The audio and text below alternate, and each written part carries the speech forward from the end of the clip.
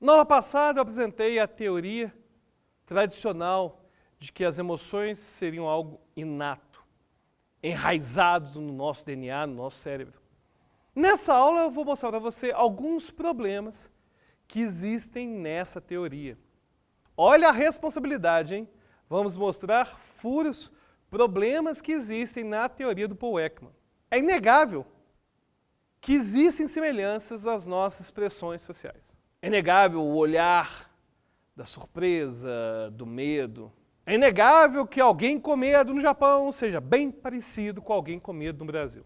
O grande problema é que, quando as pessoas pensam na teoria do Paul Ekman, em geral elas estão pensando que existe tipo uma impressão digital para cada emoção diferente. Um conjunto de parâmetros, de comportamentos, de reações do próprio corpo que sejam compatíveis com cada emoção individualmente.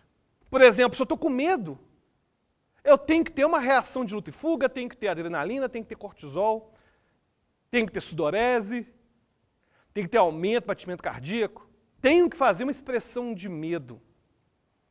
Teria uma expressão de medo, invariável, universal. O problema é que isso não existe.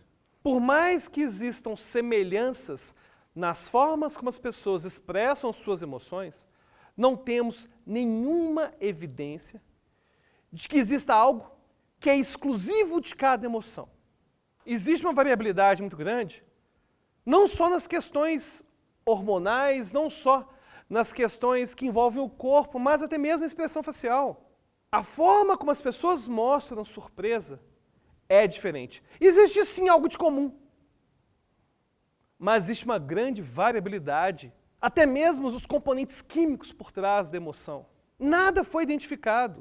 O que a gente tem são alguns parâmetros. Parâmetros comportamentais, parâmetros da expressão facial, mas não tem nada 100%. Não existe realmente um exame exato que possa falar, essa pessoa com certeza está sentindo medo. Essa pessoa com certeza está sentindo alegria. Não existe isso. Aliás, essa dificuldade em prever as emoções do outro se estende para a psiquiatria como um todo. Quando a gente pensa nos transtornos mentais, é tudo uma avaliação clínica. Avaliação clínica é observação. São critérios que serão observados. Não existe um exame de sangue para falar, você tem depressão. Não existe. No campo da saúde mental, esse é um grande problema. Por meio de um exame de sangue, eu consigo identificar facilmente que alguém está anêmico. Mas eu não consigo fazer o mesmo com os transtornos mentais. E não consigo fazer para as emoções. Inclusive, existe um espectro aí. Existe um degradê de respostas que acabam sendo compartilhadas por várias emoções diferentes em várias pessoas. Não é todo mundo que tem medo que vai ter reação de luta e fuga. Para identificar o que existe realmente de inato e de comum na forma como as pessoas expressam suas emoções, alguns pesquisadores colocaram eletrodos no rosto das pessoas para avaliar com bastante segurança cada micromovimentação do rosto, da face. E foi identificado que as pessoas movimentam a face de uma forma muito diferente. Você pode ter raiva com ou sem o aumento da pressão arterial. Você pode ter medo sem ter reação de luta e fuga. Aliás, você que está aqui no nosso curso de ansiedade, você pode ter medo sem disparar a amígdala, que foi o palco dos nossos primeiros módulos para falar de reação de luta e fuga. Inclusive, tem um detalhe bem importante. Quando eu falo de reação de luta, fuga e congelamento, eu não estou necessariamente falando de lutar, fugir ou congelar. Aquilo que eu identifico como reação de luta e fuga pode aparecer se eu ganhar na loteria. Se você estiver apaixonado, se você estiver apaixonada, você vai ter essa mesma reação de luta e fuga. Inclusive, muita gente vai falar que esse nome, reação de luta e fuga, é um nome muito ruim. Porque dá a entender que sempre vai ser para lutar ou fugir, mas não. Esses componentes do meu corpo, que surgem automaticamente, que eu identifico como reação de luta e fuga, disparo de cortisol, disparo de adrenalina, por mais que eu entenda que eles sejam disparados em contextos de ansiedade, em contextos de medo. Aliás, a fobia é considerada um transtorno de ansiedade. Por mais que esse seja o contexto que a gente mais se preocupe para falar de reação de luta e fuga, ela surge o tempo todo em vários outros momentos. E eu não me importo. Aliás, eu adoro quando a reação de luta e fuga surge de forma controlada. Montanha-russa, por exemplo. Na montanha-russa eu tenho uma reação de luta e fuga. Mas nem por isso eu fico com uma sensação que tive uma crise de ansiedade. Então, não é possível que eu identifique, a reação de luta e fuga é do medo. Não, não existe isso. Essa vai ser uma identificação feita pela cultura. E essa é a grande crítica que Lisa Feldman vai fazer a essa visão tradicional sobre as emoções. Não podemos falar das emoções como se estivéssemos falando de um circuito integrado, típico, exclusivo para cada emoção. A gente acaba pensando nas emoções como se não existisse nada de subjetivo por trás das emoções. Como se pessoas sentindo medo, ou pessoas que falam que estão com medo, reagissem todas de forma igual. E, na verdade, não é bem isso que acontece. Então, Lisa Feldman começa a questionar o que é a emoção. Ela vai falar que a emoção é uma construção social. Mas pode ficar tranquilo. Ela não é culturalista. Ela não vai falar, o biológico não é nada, o genético não é nada. Não, de forma alguma. Ela vai falar que existem, sim, disparos no meu organismo que são instintivos. Como a tal da reação de luta e fuga. Eu não tive que aprender a disparar a reação de luta e fuga. No entanto, eu vou dar o nome para essa sensação, eu vou nomear essa sensação de acordo com a minha história de vida, de acordo com a cultura que eu estou inserido. Se eu tenho uma reação de luta e fuga, mas eu dou um significado positivo para a reação de luta e fuga, como no caso da montanha-russa, eu não tenho problema com isso.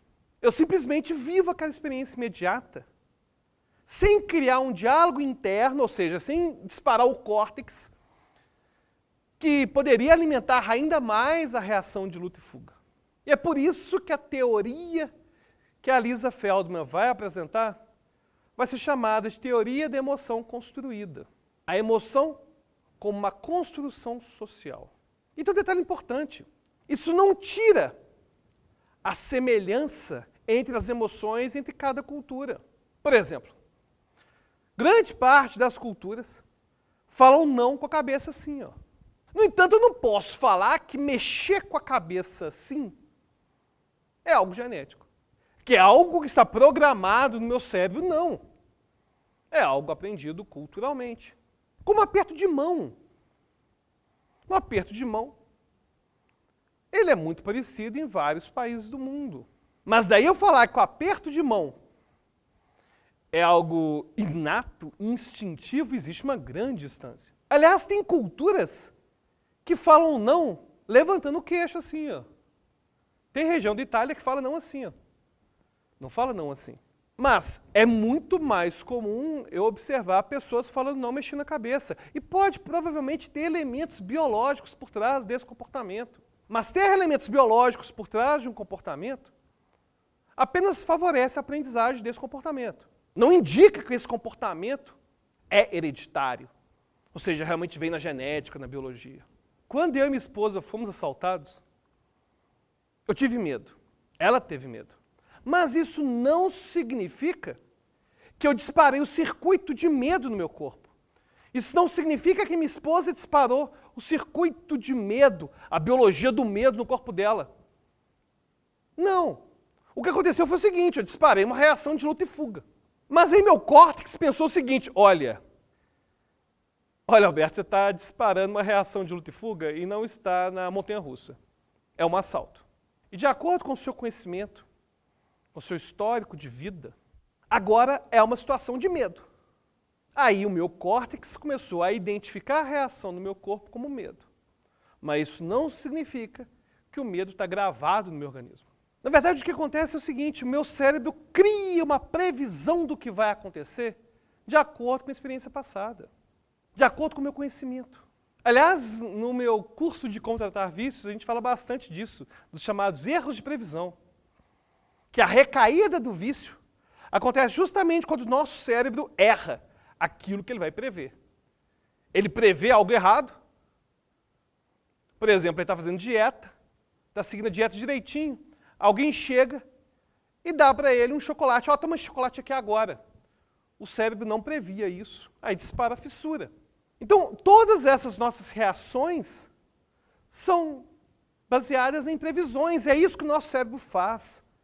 Ele pega a nossa experiência passada, pega nosso conhecimento e analisa e prevê o que vai acontecer. E tem uma curiosidade, em inglês, ansiedade é anxiety. E quando eu estou ansioso, eu posso falar I'm anxious. Eu estou ansioso. Mas tem uma coisa bem interessante que vai ter uma grande diferença de I'm anxious, estou ansioso em inglês, de estou ansioso em português. Em inglês, a palavra anxious costuma ser usada apenas para sensações ruins. Ou seja, quando tem uma previsão de que algo ruim vai acontecer. A pessoa vai fazer uma apresentação, está com medo de falar em público e diz, I'm anxious. Mas no inglês, não faz muito sentido falar, por exemplo, I'm anxious for the trip. Estou ansioso pela viagem, no sentido positivo. Se eu falo I'm anxious for the trip, eu estou dizendo que estou com medo de problemas da viagem. Mas no português não. No português a gente fala, estou ansioso para te ver. Em inglês fica estranho falar I'm anxious to meet you. Eu posso falar I'm excited, que é estou animado, estou excitado para te ver. Mas I'm anxious, eu só vou falar se eu tiver uma previsão de que algo ruim vai acontecer. Português não. No português a gente usa de forma indistinta, estou ansioso, de forma boa e forma ruim. Você consegue identificar se a pessoa está falando de ansiedade de uma forma positiva ou negativa pelo contexto, mas a forma que a ansiedade é expressa é a mesma, tanto de forma positiva ou de forma negativa. Ou seja, em português, instintivamente, a gente identifica que existe algo de comum na reação de luta e fuga em contextos bons e ruins. Porque a palavra ansiedade para nós vai indicar a reação de luta e fuga, mesmo que eu esteja ansioso para ver a pessoa que eu estou apaixonado ou que eu estou apaixonada. No português a gente percebe que existe esse compartilhamento. Ou seja, que a reação do meu corpo é a mesma, a reação de luta e fuga. Mas que a interpretação que eu vou dar para essa reação vai variar de acordo com o contexto. Então, na verdade, o que vai identificar se a emoção é boa, se é ruim, se ela é útil ou se ela não é útil, vai ser a previsão que o meu cérebro vai fazer.